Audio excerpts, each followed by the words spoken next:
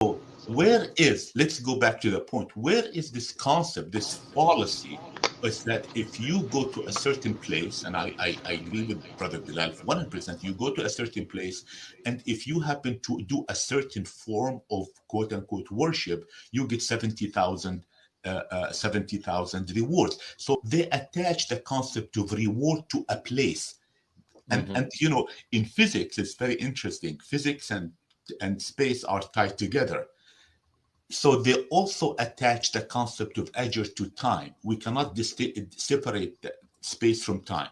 They attach the concept of ajr to space, and they attach the concept of ajr to time. So my argument, and I had I don't know, the privilege or the fortunate, my fortunes. I went to Mecca many times, and I made Umrah.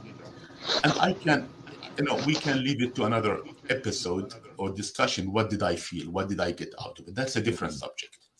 But my point is that I always think about this, and I saw rich people sitting in this 5-star, 7-star, 10-star Hilton overlooking that Kaaba.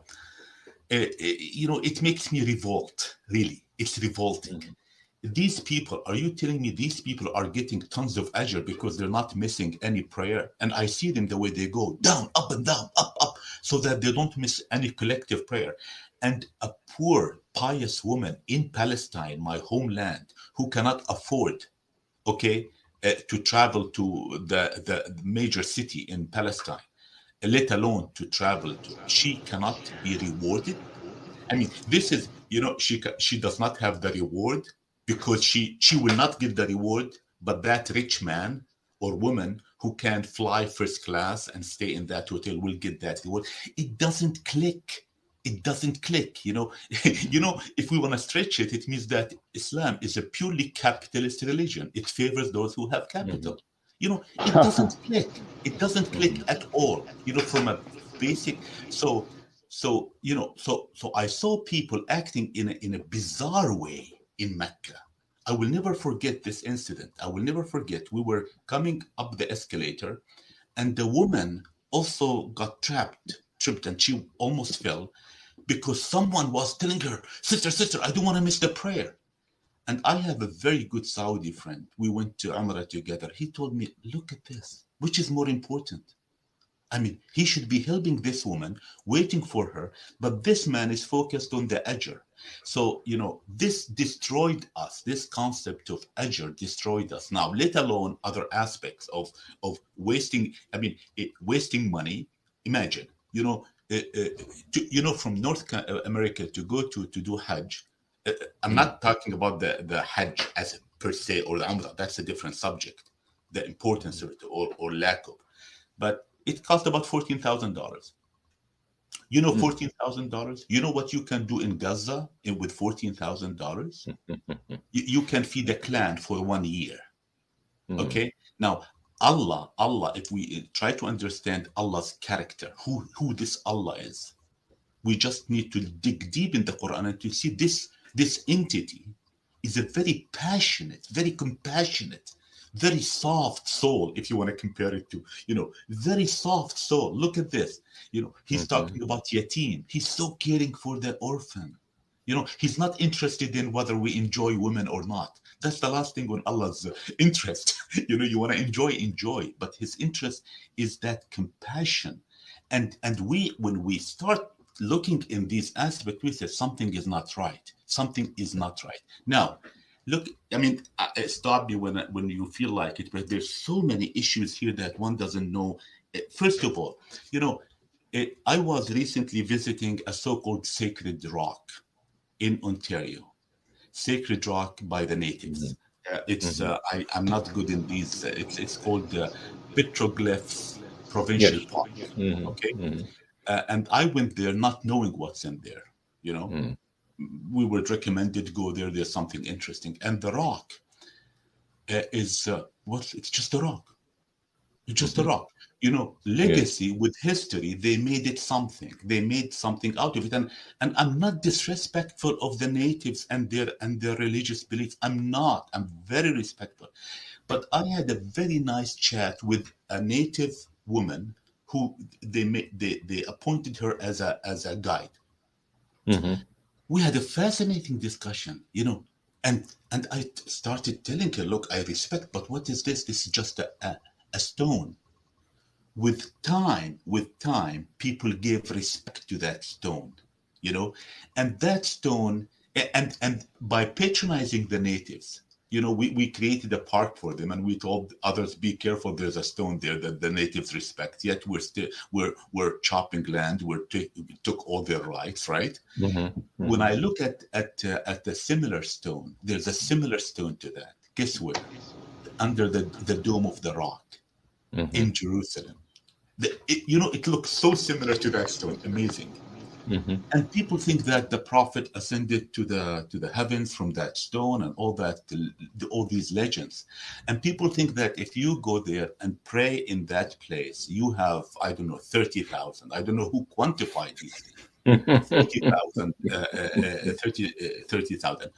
Now, this is, this has to do with, in my opinion, it has to do. I think Brother Bilal mentioned, touched on this. It has to do with power, Mm-hmm. because the Dome of the Rock was created, in my opinion, as an alternative to Mecca, because of when the Umayyad took hold of power, they shifted the center of government to Bilad Mm-hmm. al-Sham, which is Syria, Palestine, Jordan today. Sure. And they wanted to have something similar so that people will Mm-hmm. circumambulate around him and around it and so forth. Mm-hmm. So look at the parallels.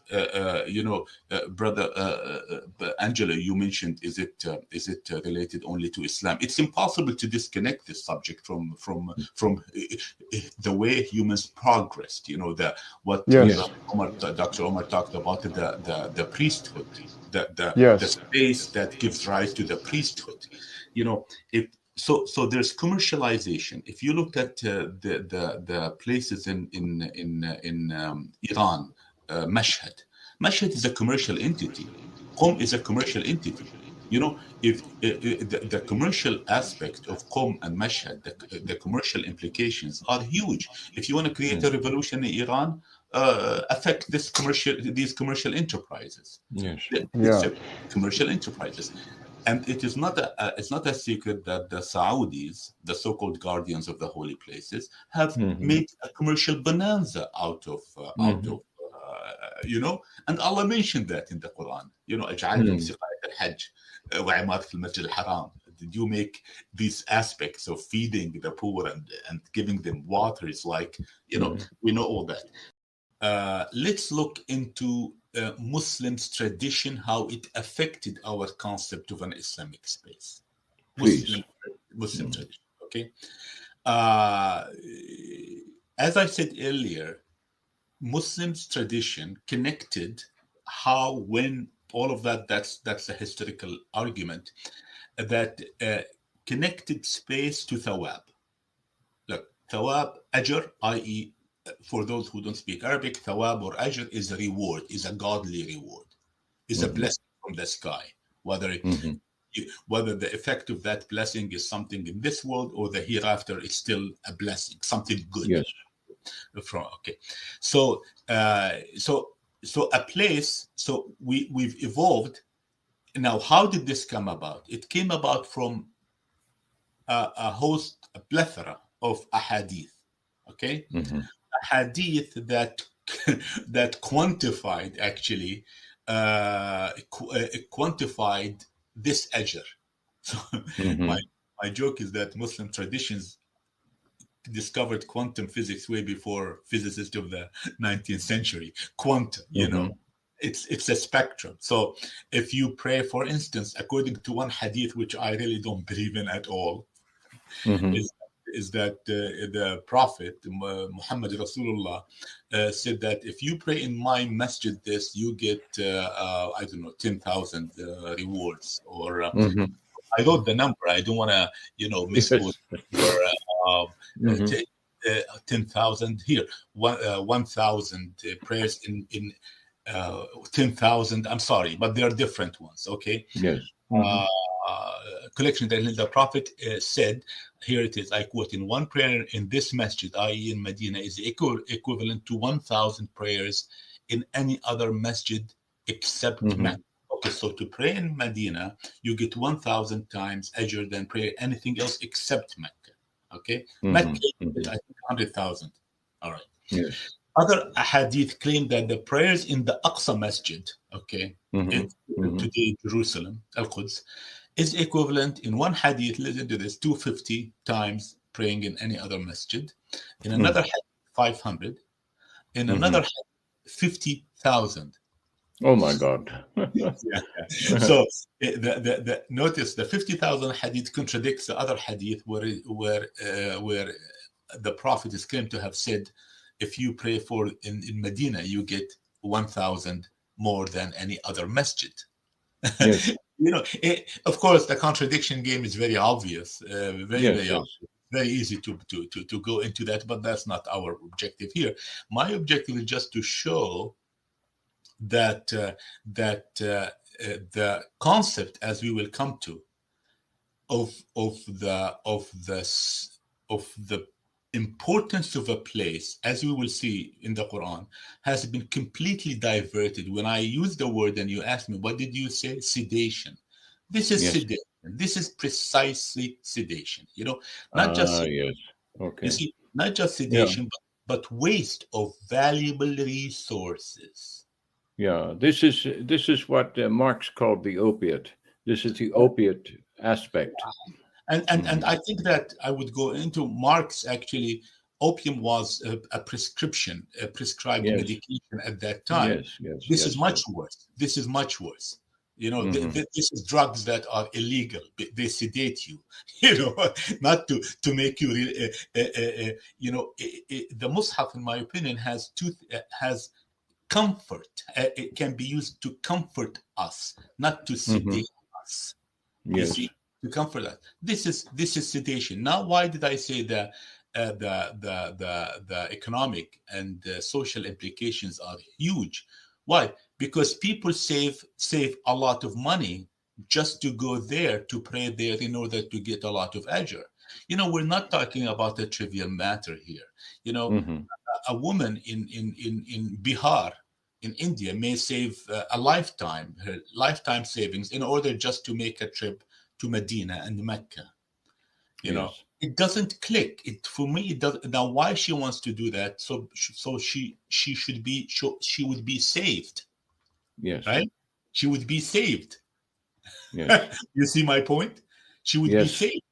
And now with this $5,000 dollars that she saved, imagine what they could do to poor people in Bihar.